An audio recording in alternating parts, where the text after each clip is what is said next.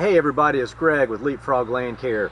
I am here with a tree that we get lots of questions about some of this multiple times a year, and it gets kind of confusing. So as you look at this, we get pictures and questions and things where people are like, man, my tree has got holes all in it. What's going on? Or sometimes it just starts out as just a few little holes, like an area like this where you just see a little bit. But then other spots of the tree can be just totally loaded up with them. And people get confused of what the heck is attacking my tree? What kind of bug is in there? Well, for this one, there's no bug. It's a bird. Sometimes birds will come and attack trees because they're after the bug that's in it. More of a, like a woodpecker going for a beetle or something that's in a tree.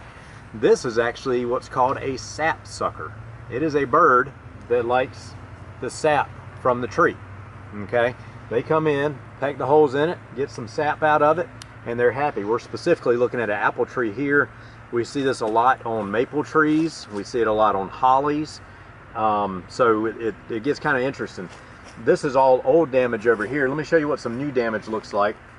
If you come around here, you can see the tan holes in here. So the old stuff is black or dark gray. If you come in here, you can see some light tan, almost a brownish color. That is newer damage from the sapsucker. With that, the wild thing is you can't treat for it. But what you've got to do is you've got to figure out a way to scare that bird off. Several tips for that. You can actually, you can get a snake, and a fake snake. You can drape it through here if the bird is mainly going after one section of the tree. You can drape it through here, put a fake snake and try and scare the bird off because it thinks it's a predator. You can take an owl and put it in your natural area. Sometimes that'll work. You know, for a tree like this, an apple tree, they love this, and there's woodpecker or sapsucker holes all up and down it. So that's probably not going to work with it. But you can also take tinsel, like you decorate Christmas trees with, hang a little bit from a limb, and you can when the wind blows, that makes it move and it scares the bird. I've also seen customers who, how many of you listen to CDs anymore? Not very many, probably.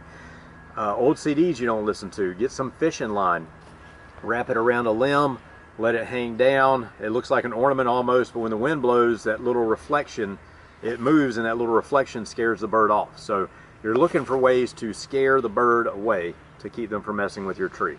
Now, if it's a tree where they only come to and pop a few holes in here and there, it's probably not going to really hurt the tree. But a tree like this that gets heavy damage on it over and over, what can happen is they can actually cause a disruption of the flow of sap going up the tree, because the sap goes just barely inside the limbs and goes up the tree to push the leaves out. So when it gets a really heavy abundance of it like this, the bird can actually end up killing off sections of the plant at a time. So it is great to scare them away a little bit if you're starting to get heavy damage. If it's a few little holes here and there, that's nature doing its thing.